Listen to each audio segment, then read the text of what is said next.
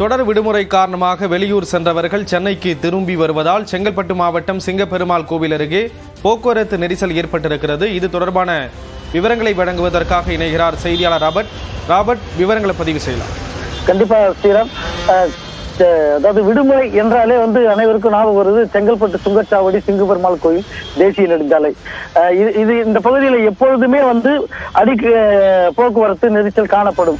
சென்னை திருச்சி, திருச்சி சென்னை இரு மார்க்கத்திலும் வழக்கமாக மாலை அல்லது காலை வேளையில் ஏற்படும். ஆனால் விடுமுறை நாட்களில் தென் மாவட்டங்களுக்கு, சொந்த ஊர்களுக்கு, விழாக்களுக்காக செல்லும் மக்கள் திரும்புவதும், அதே போல சென்னையில் இருந்து போகும்போதும் இந்த பகுதிகளில் தொடர்ந்து போக்குவரத்து நெரிசல் ஏற்பட்டுள்ளது. இதன் காரணமாக இன்று சென்னையில் இருந்து நாளை பள்ளி, கல்லூரிகள் மற்றும் அரசு அலுவலகங்கள் செயல்பட உள்ள நிலையில் தென் மாவட்டங்களுக்கு சென்றவர்கள் மற்றும் இதர பணிகளுக்காக சென்றவர்கள் எல்லாம் நாளை சென்னை திரும்ப உள்ளனர்.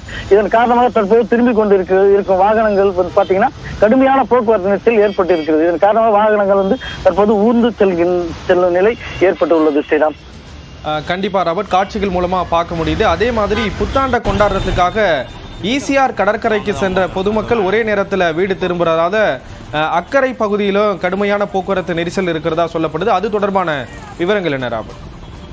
கண்டிப்பா ஸ்ரீராம். அதாவது இந்த புத்தாண்டு கொண்டாடும் மக்கள் ஒரே நேரத்தில் மாலை வேளையில தற்போது வீடு திரும்ப கொண்டிருக்கின்றனர். இதன் காரணமாக அக்கரை சுங்கச்சாவடி முதல் உத்தண்டி வரை கடுமையான போக்குவரத்து நிலவி வருகிறது. அனைவரும் சொந்த வாகனங்கள் தற்போது அதிகரித்துள்ள நிலையில் அனைவரும் புத்தாண்டை மகிழ்ச்சியோடு கொண்டாட கடற்கரையை பெரும்பாலானோர் தேர்ந்தெடுக்கின்றனர். இதன் காரணமாக கிழக்கு கடற்கரை சாலை முழுவதுமாக உள்ள அனைத்து பகுதிகளும் சுற்றுலாத்தலம் போல இன்னைக்கு காட்சியளித்தது. இதன் காரணமாக எல்லாரும் புத்தாண்டை கொண்டாடி வீடு திரும்புகின்ற நிலையில் தற்போது இந்த போக்குவரத்து நெரிசல் அதிகமாக காணப்படுகிறது. ஸ்ரீராம், விவரங்களை வழங்கியதற்கு நன்றி ராபர்ட்.